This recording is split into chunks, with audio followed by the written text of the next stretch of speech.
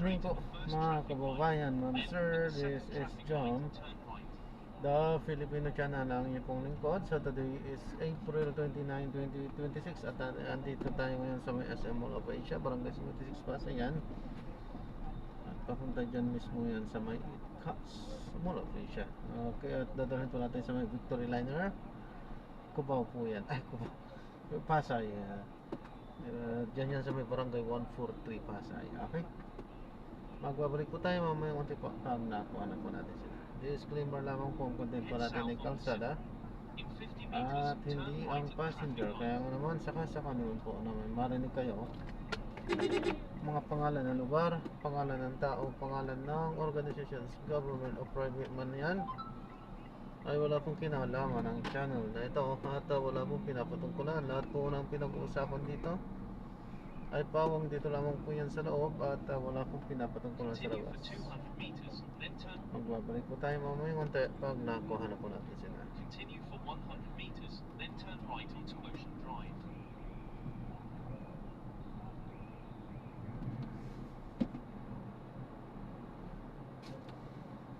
Diyos ko.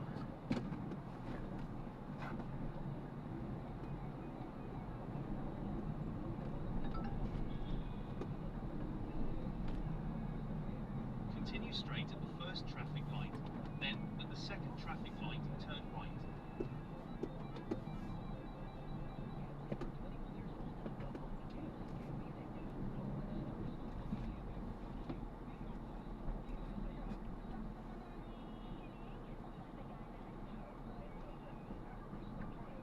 In 50 meters, turn right at the traffic light.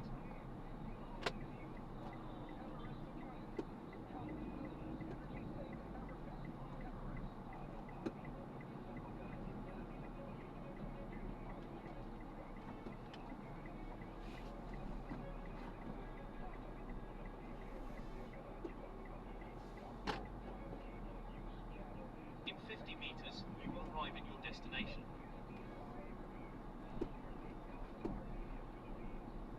Head north on Ocean Drive. You have arrived at your destination.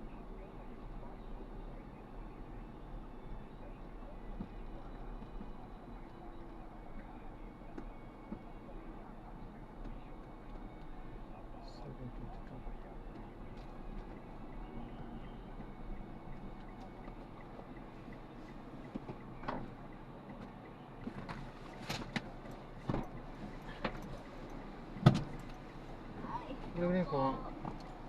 Ma'am, Sarap po ba? hindi po.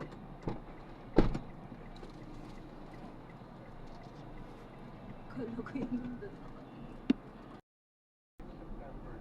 We have already several mitigating eraser tips. Ayon sa Manila Water, wala rin pagtaas ng water rate ngayon dahil nakasaad na sa rebasing exercise ng MWSS Regulatory Office ang taripa sa tubig. Hinihikayat naman ng MWSSRO ang lutuin ang household sa Metro Manila na mag-register sa Enhanced Lifeline Program ng Maynila at Manila Water para makakuha ng discount. Nilinaw naman ng Maynila na ang discount na ito ay hindi pinamasa sa ibang consumer. Samantala, bahagyang nabawasan ang itinaas sa ilang produktong petrolyo matapos ang 2 araw na trading sa world market. Ang diesel nasa 360 pesos ang taas bawat litro. Sa gasolina, 250 ang itinaas, pero may pagbaba naman sa kerosene na nasa 20 centavos per liter. May ilang trading days pa bago matiyak kung ano ang magiging galaw ng mga produktong petrolyo sa susunod na linggo. Jackie Pascual, ABS-CBN News.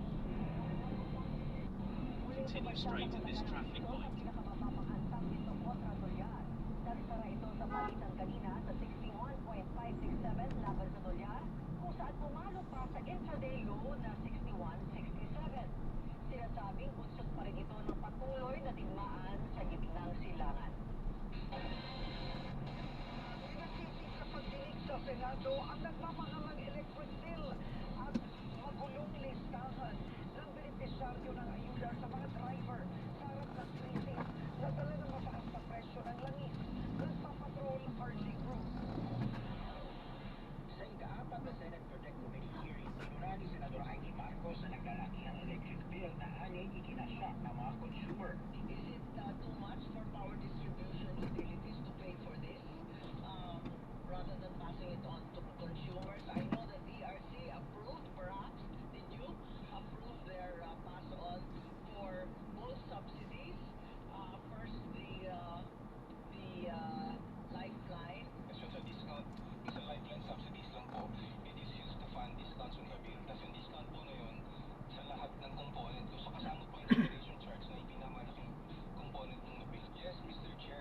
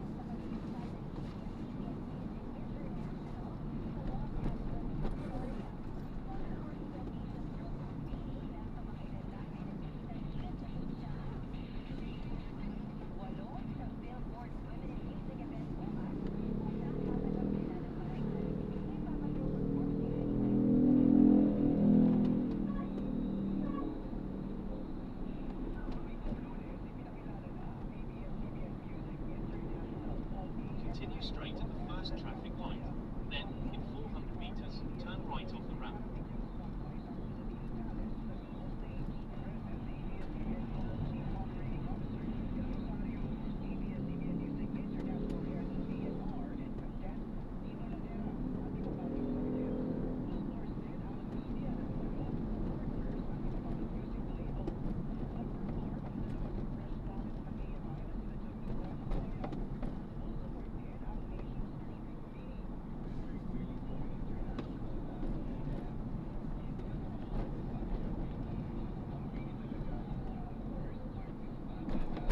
In 300 meters, turn right off the ramp, then turn left.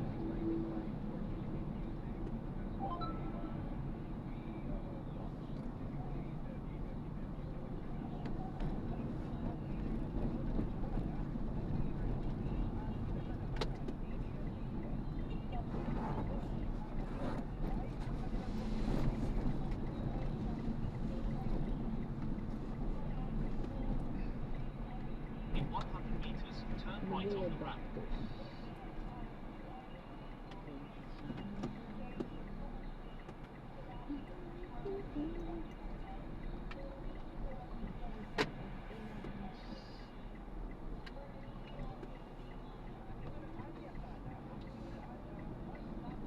Sino kaya nanalo sa doon kay DT Sara kung bubuksan ang box or hindi? Hindi po binuksan. Hindi po binuksan. Di ano siya sa Senado. Oo. Uy, umalis ako doon yan. Hindi ko na natapos eh.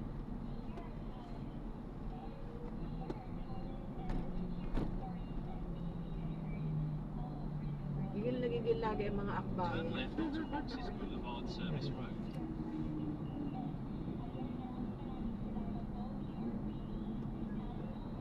In 90 meters, turn right at the traffic light. Napagbuto na anuhan kasi nila, nasayang lang yung In ano 60 nila. meters, turn right at the Alin traffic po, light. sir? Napagbutuhan ng majority na baka masayang lang yung inumpisan nila kung bubuksan nila yon, dahil baka makati-technical sila.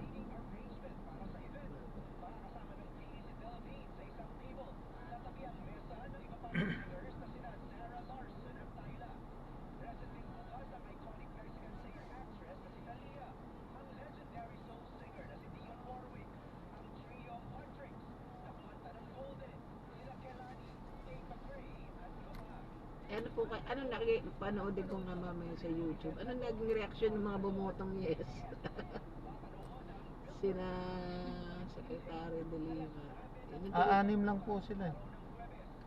Adi ang anim na yun ay wait lang. 38 yung nag-no. Opo. Anim lang yung bumoto. May ano yun ma'am, panoodin ko sa YouTube. Yung ulit yun. Ang ganda na kami. Ano na po, nagbotohan na rin sila ng Na, yung may probable cause. okay. Tapos na. Meron na. Meron pa sila isang session sa May Ano po sa tingin 4. niyo yung laman noong box na yun? Yung totoo sigurong mga, kasi sa BIR obligado kang magdeklara eh. Kung totoo man na may yes po. dineklara. Marami namang, hindi man sa pagkano po ha.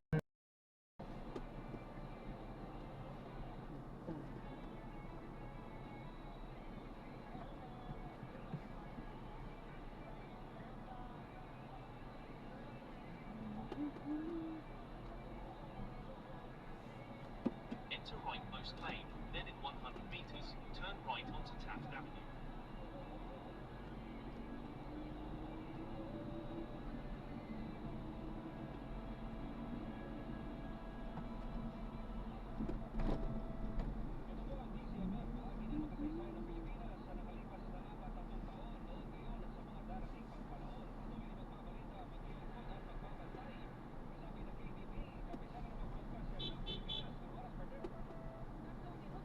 Ayun pala ang Pande Manila, pwedeng lakarin dito mula Andox.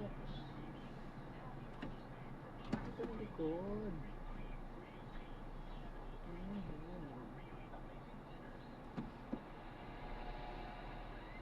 Kirin.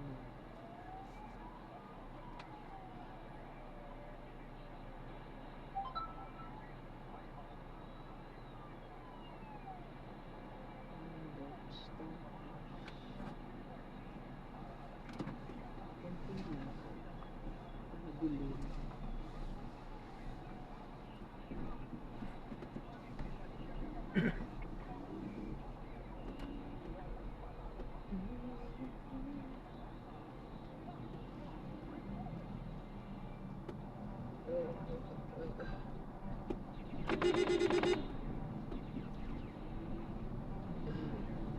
200 meters, you will arrive at your destination. Tapos na ang bakasyon. Ang bilis.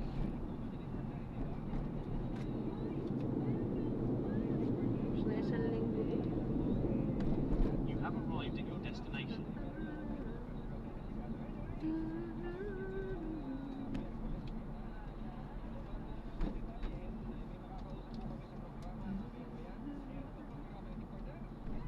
Ito po.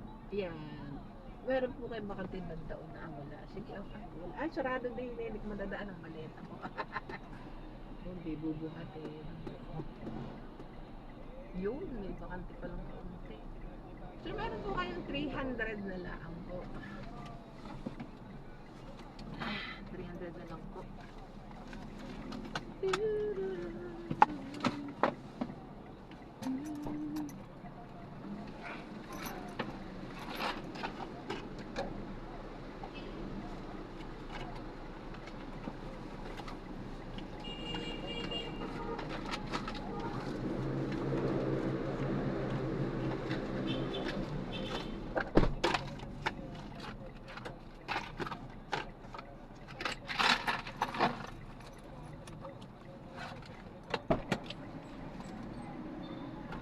Arriving in a minute at 8:06 p.m.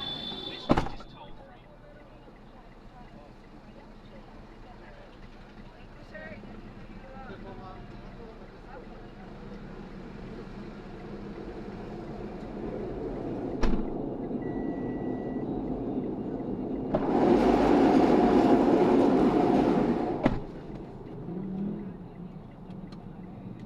Passenger is sharing their location.